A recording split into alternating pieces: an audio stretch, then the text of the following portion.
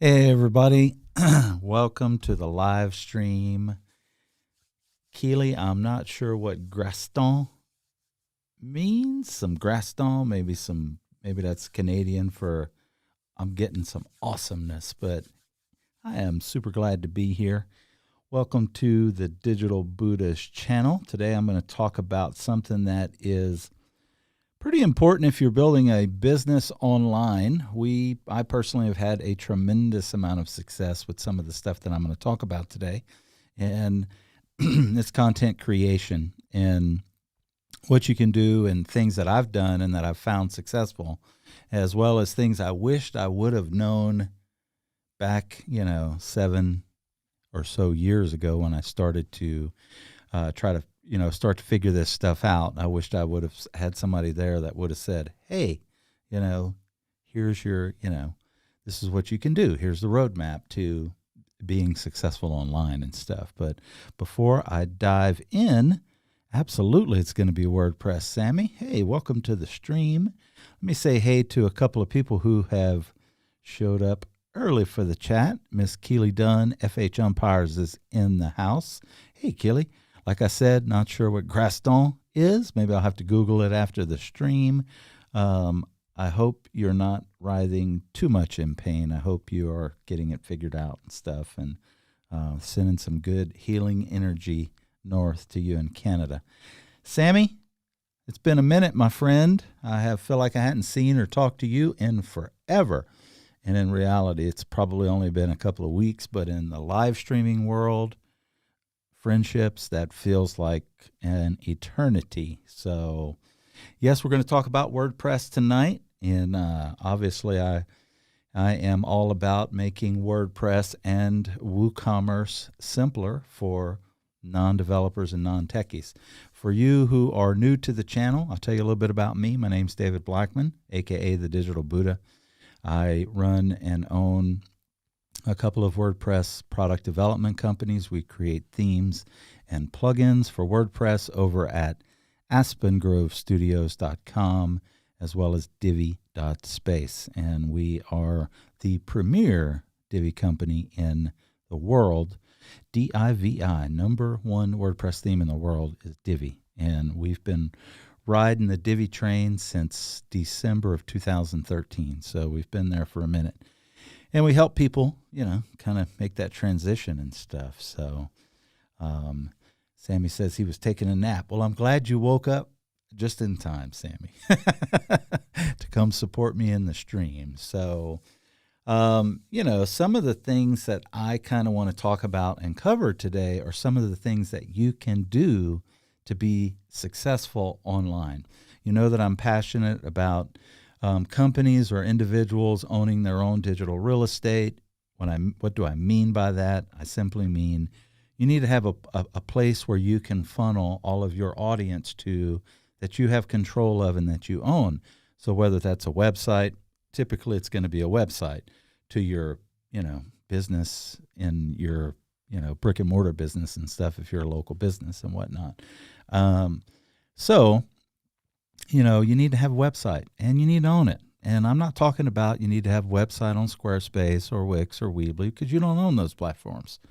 Squarespace owns it, Wix owns it, Weebly owns it, or whatever their parent company's name is. And if they decide to catch a wild hare, go rogue, change their business model overnight, you're kind of effed. And that's just the truth. If the government decides, you know what, Squarespace isn't playing right, we're shutting them down. And, you're just not in control with that. So I'm going to turn off some quick Slack notifications because I am getting pinged. And I think I'm going to actually put myself to away.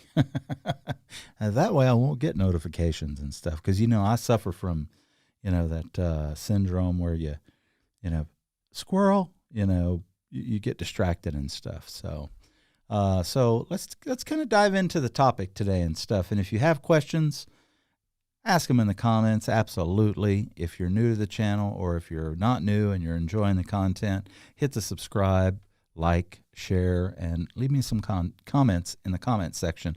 Let me know where you're watching from and stuff. So, what are some of the things that you can do, to increase your visibility online, to increase your revenue online, to increase your authority online? And I'm going to use that word right now and talk a little bit about authority.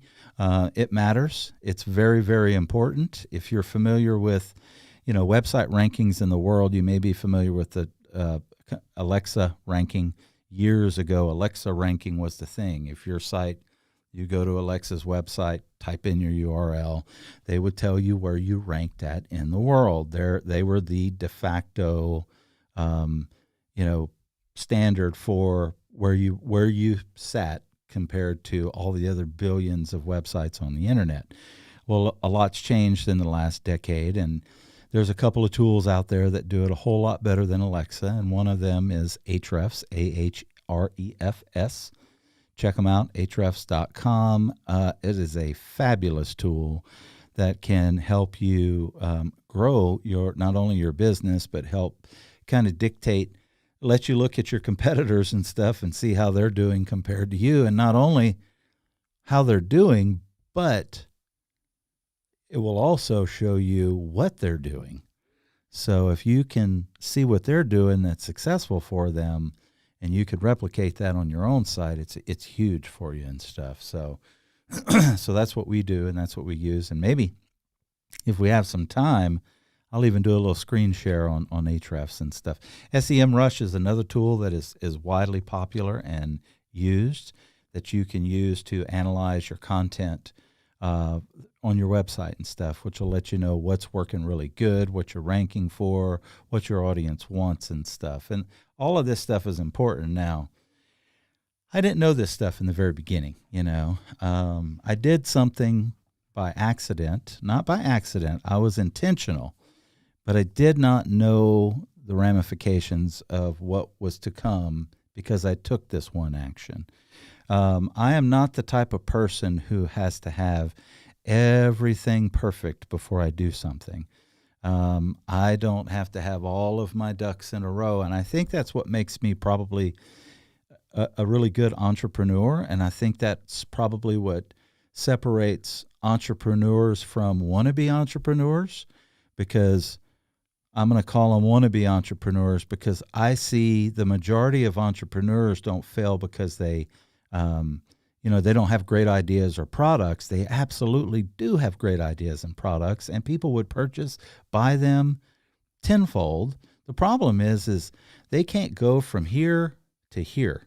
They can't move that meter. They can't just go. They have to have everything perfect and all their stuff dialed in before they actually, step out there. And reality is you just need to step out there, take a leap, jump, dive, and go. Figure out all the other stuff on the backside.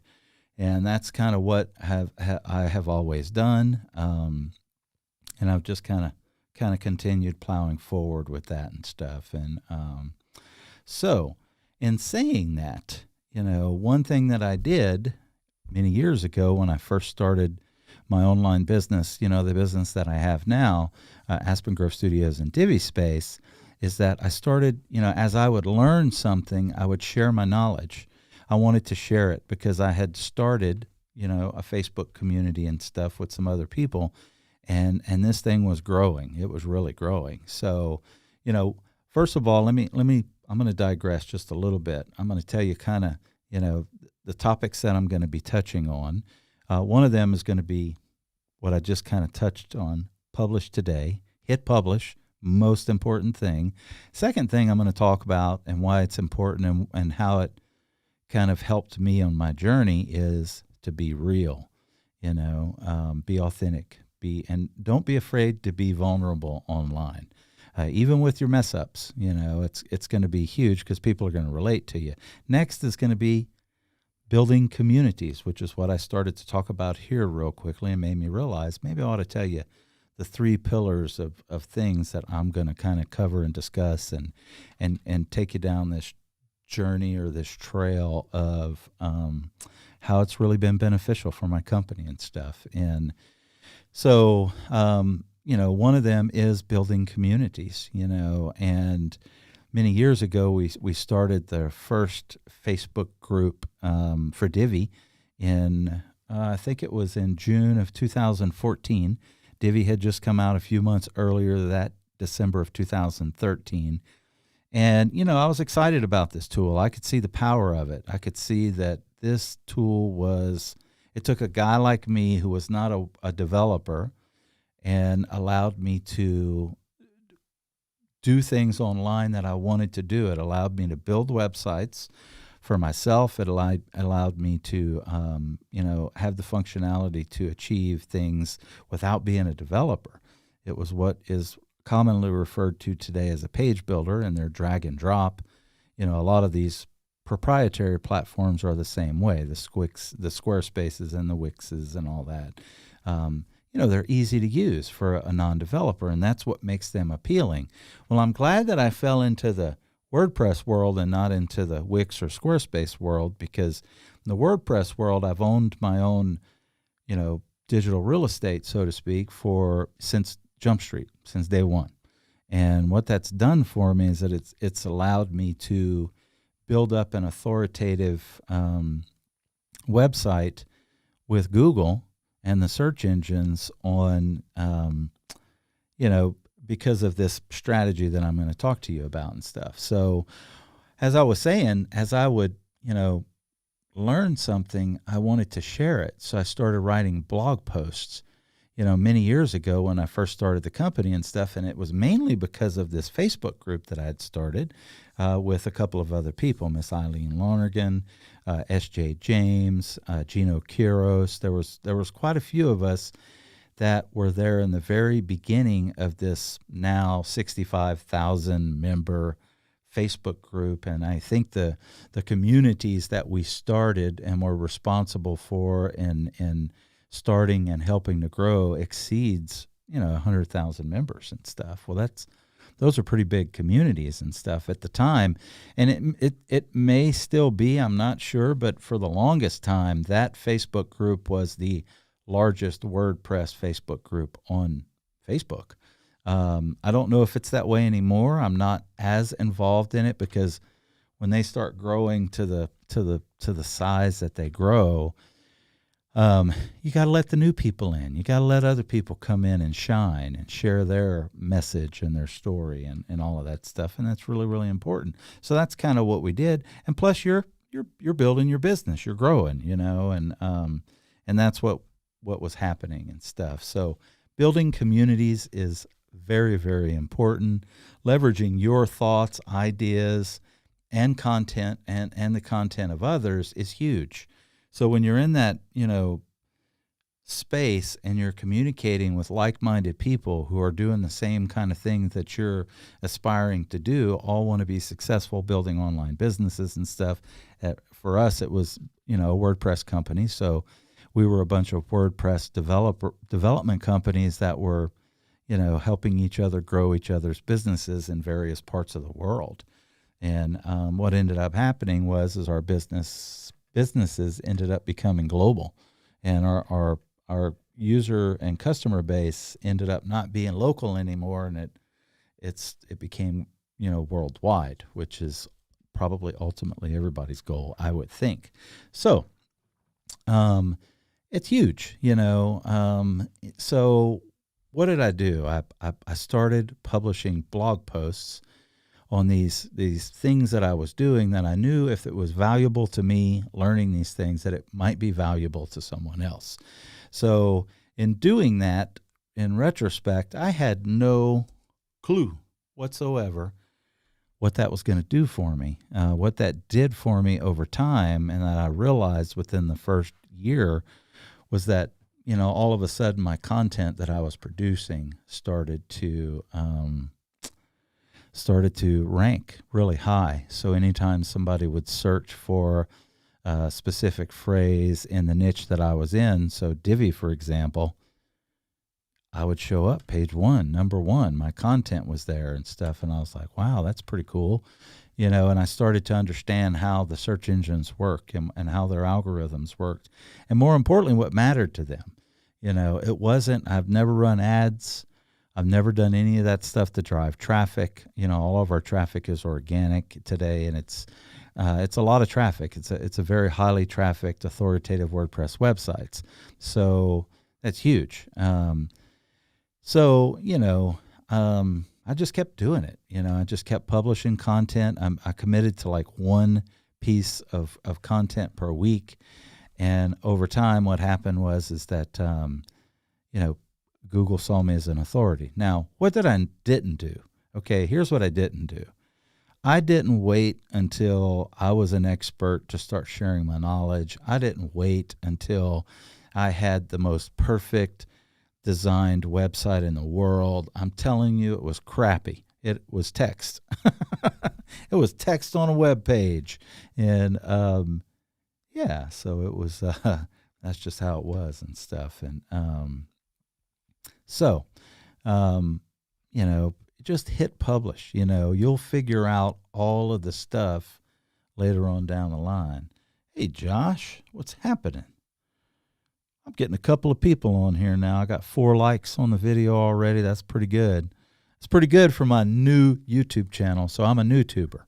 Now I've come over here and I'm sharing my knowledge that I've learned over there. I'm going to pass it on to you over here, and hopefully it'll help your business grow and stuff. So what do you want to do? You want to hit publish. Just hit publish.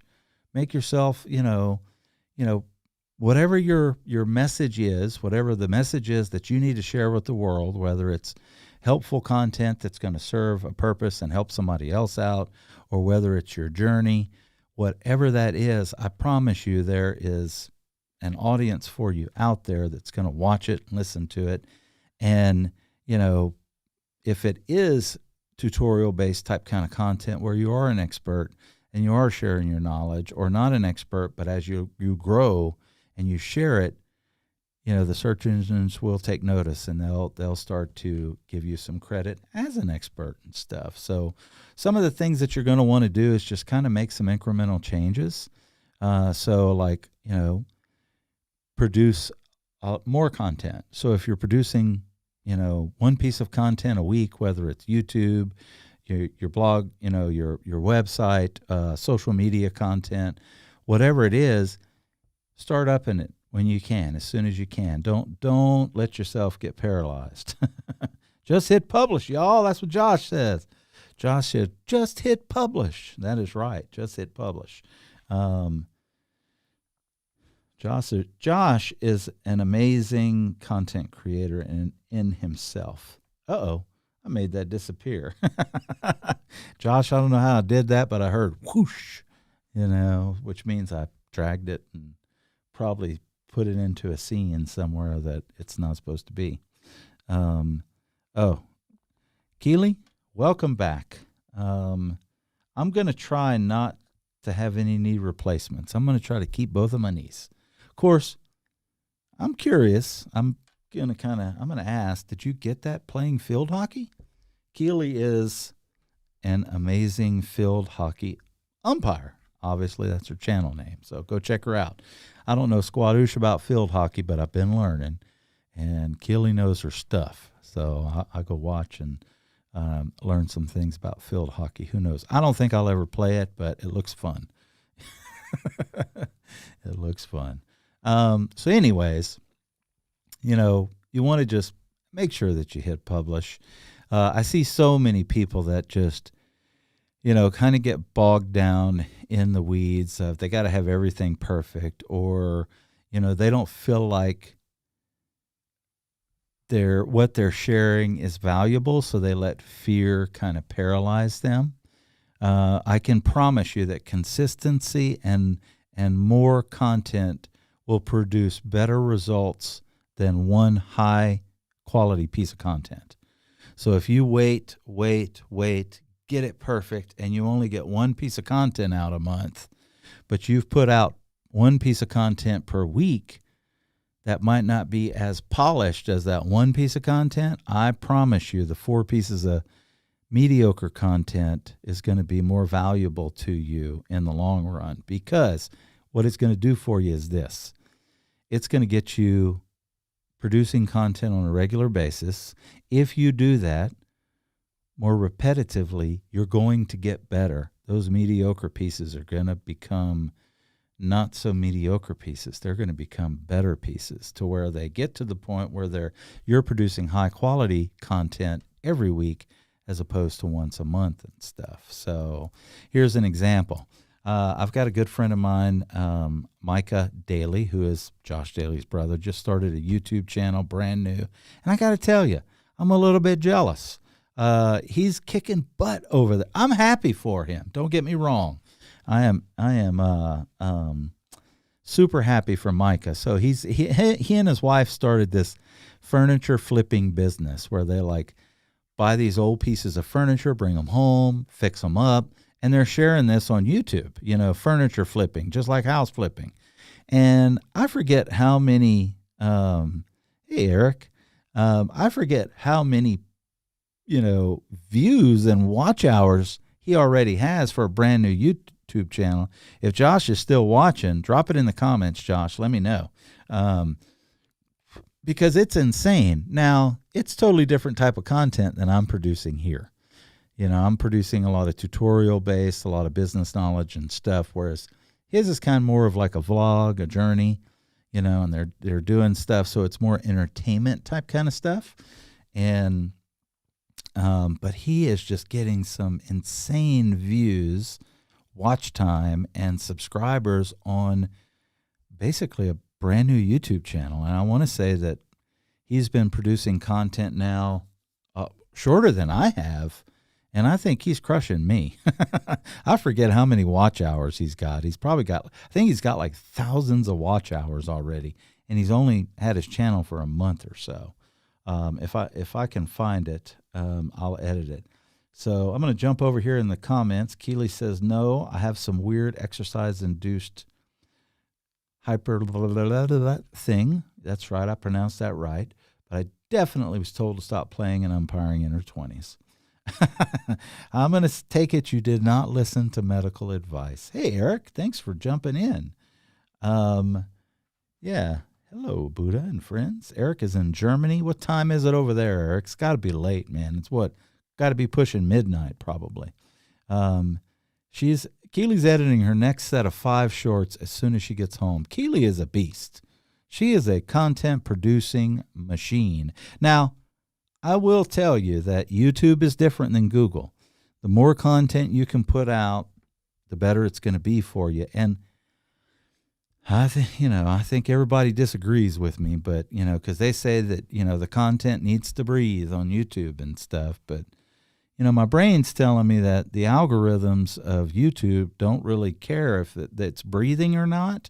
I realize that if people are coming, but if you produce more content and you start getting picked up by YouTube and Google, logically to me, it's like you're getting a lot more new users into your channel that may explore your other content. So I haven't done this yet, but I want to pour on the gas and just pump out content on YouTube to see if it helps. Now, I'm not talking about useless content. I'm talking about planned, helpful content in our niche that's just going to kind of help serve this audience and stuff and see what happens, And if I'm right, I'm going to share it. I'm going to share the whole journey with you and stuff. Josh says he's got over 1,000 watch hours already, and he's got only 450 subscribers. Only 450. He's got twice as many as I do. He's kicking ass. Micah's kicking butt. But what's amazing to me is the watch hours, because in YouTube world, when you want to get monetized, you got to get to 1,000 subscribers and 4,000 watch hours. Well, it's not so tough getting to the 1,000 subscribers, but it's a little bit more difficult to get to the 4,000 watch hours. Because if you produce content that's short and fast and quick and you're solving problems, and they'll just say 5-10 minute pieces, it's going to take you a long time to get to 4,000 watch hours. Whereas a vlog like Micah's, is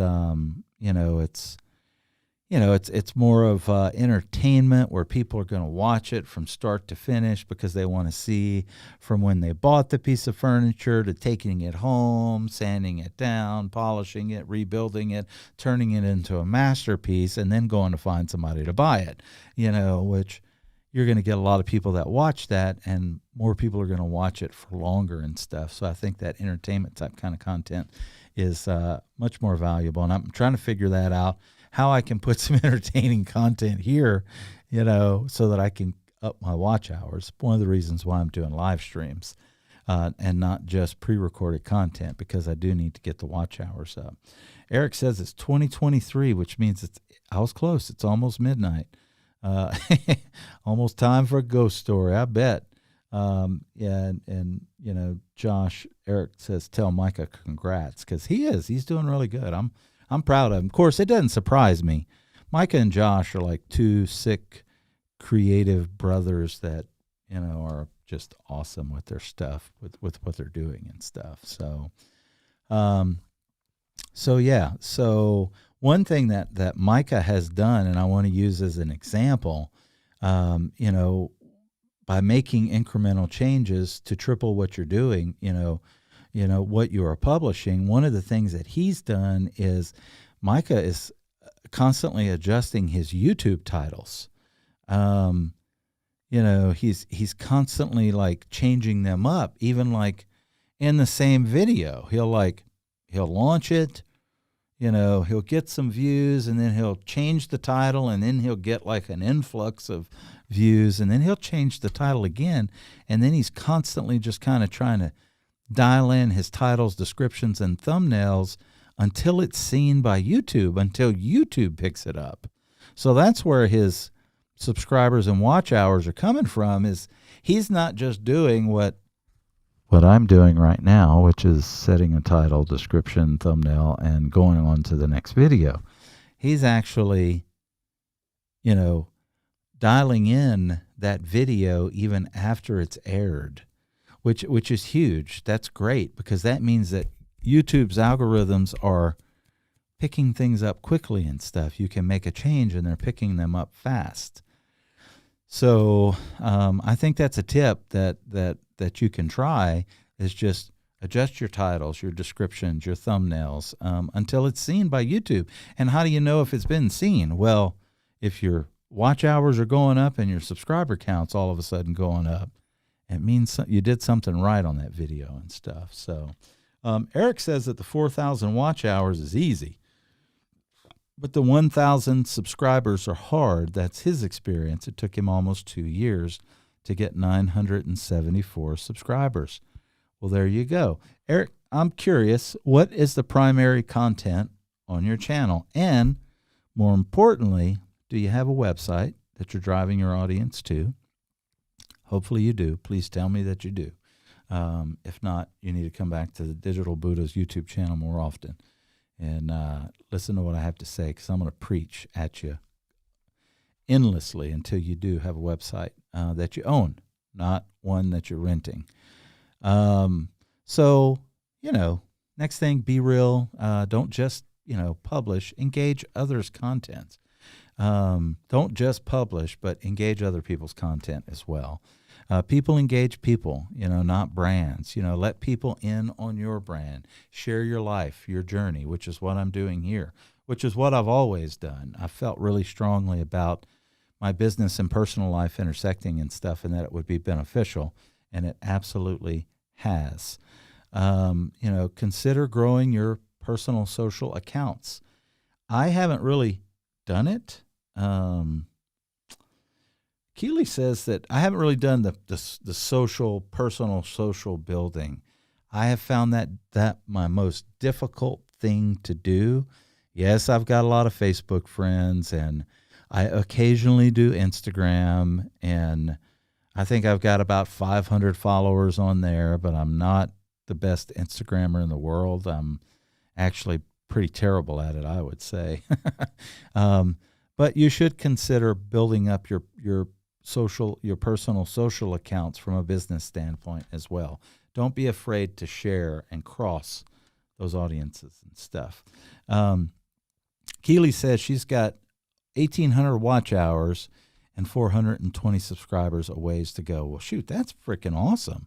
I mean, you've got 420 subscribers and 1,800 watch hours. I've got 200 and whatever subscribers I have, and I think I've got 42 watch hours. So I must not be doing something right. You guys have thousands of watch hours, and maybe I'm not entertaining enough. Maybe I need to stand on my head or, do something that gets more people here. Of course, I just started promoting this channel and stuff. So we'll see where it goes. And I'm just starting to put out content consistently and stuff. So that I know will help as well. Keely says that it makes her nervous to promote her business stuff on her personal channels, even though most of her followers are field hockey people. Look, I'm the same way, Keely. I get you. I totally understand, and that's where I was and am with. I want to see if I can resize this comment. There we go. Now I got it. Okay. Yeah, it's the same place I was, Keely. I'm totally there with you. It's been hard for me to share my business with my personal, although the majority of the people that are on my social profiles I've met from my business. My personal friends and family, my family knows what I do, so why would I be afraid to share what I do? And the other small group of personal friends, like childhood friends that I grew up with and went to school with, who I love dearly but rarely engage with, other than my handful of really close friends from that era. I'm sure they probably are not even seeing my stuff anyways. So what in the heck are we worried about, Keely? We need to start doing it. I'm telling you, it's a big deal. It's a really big deal. So Eric says his topic is almost the same as mine: WordPress, SEO, SEA, etc. And yes, of course, dude, I need to go put a link to your website in here if you can. I don't know if you can or not. I don't have YouTube open, but if Josh is still in the chat, he can approve it. I would love to see your website and stuff. Yeah, it's like we're crossing an uncrossable line. That's so true, because the reality is the majority of my social profile followers, friends, whatever you want to call them, on whichever platform you're on, I've met through business,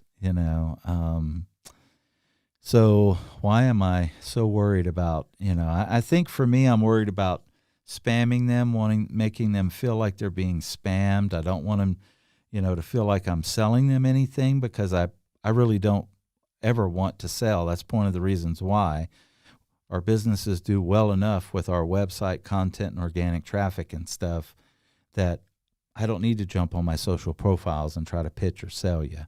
I definitely enjoy sharing my knowledge with people and being helpful. And I think what I'm realizing is that by sharing my business stuff on my social profiles, at least recently, because I've been doing it for about a month now,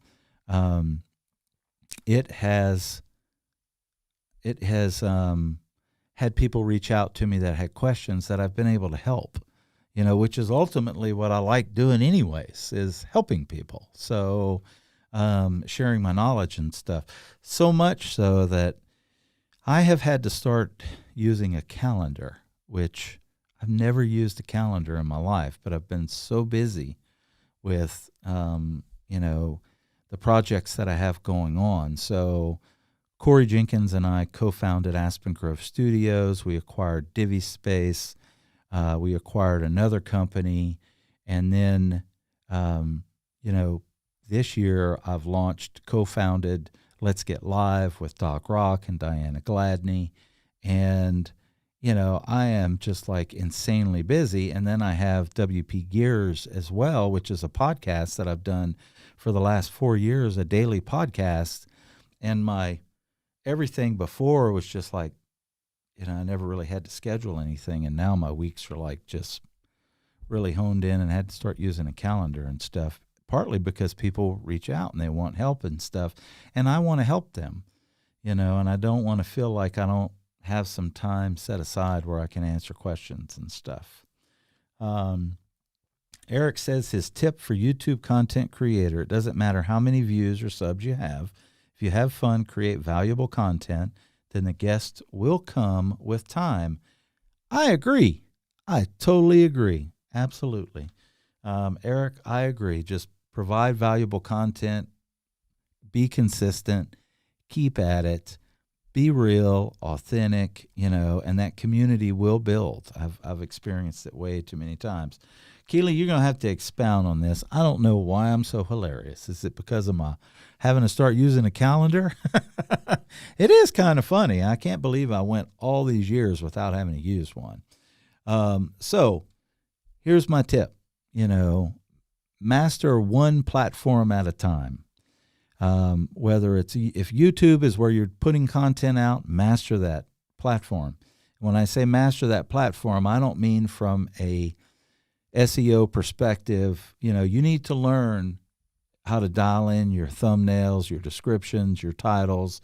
You need to know how to do all the things properly. I highly recommend TubeBuddy. If you don't use TubeBuddy, it will help you with that stuff.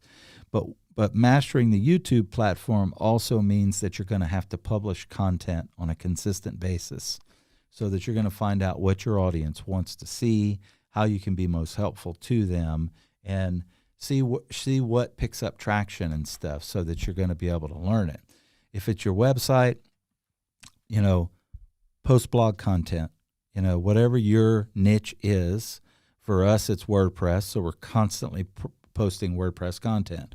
Doc, I'm going to have to try this thing where I got this something inside of my throat, and we have this doctor gave us this tip to just kind of pound on your chest right here. So if you didn't see this, I'm going to move over so you can see me. And I got to tell you, it just worked. It kind of knocked it out, loosened it out. So thank you very much. If it's websites, produce blog content on a consistent basis. You're going to get better over time. You're going to get dialed in, and your analytics is going to show you exactly what your next blog post should be, because your audience is eating up this kind of content and stuff. So once you master one platform at a time, triple down, and over time you'll get there. You're just not going to master them all overnight. Well, I don't know. Maybe that's why I've been good at what I do. Is I'm very non-adult like, and I have that childlike mind of just curiosity and go and no fear. Keely, I think you just discovered it. You might be onto something here. I'll let you know if, adulting with calendars, if all of a sudden my, stuff starts to go south. So it's going to be a strategy that we go into. So that's just kind of what I wanted to touch on and stuff. I just kind of wanted to talk about that today, because I think it's really, really important. I was in a conversation with our chief marketing officer, and we were talking about, consistency and content and just publishing and stuff. And because we're really trying to learn the YouTube platform, we've got Google dialed in, we really do. We do it for ourselves. We have our sites sit ranked around the 30,000th ranked websites in the world of the billions. That's pretty good. Our organic traffic is really, really high, and that's really good also, because it generates a lot of leads and a lot of sales for us. But the YouTube stuff is new. We've been on YouTube for a few years, but we haven't really taken it seriously. And now we're really doubling down on YouTube this year and stuff. And so we're learning this platform, and we're realizing that, it's reawakening some of these things that we already know from the Google side of things, and bringing them over to the YouTube side of things. So as I learn, trust me, I'm going to be sharing it with you and stuff. So I want to say thanks to, my friends that came by to support the channel today and engage with me, and Eric, Keely, Josh, Sammy, all of you guys are awesome. I really appreciate you taking the time to jump in. I hope that you found some value in the content.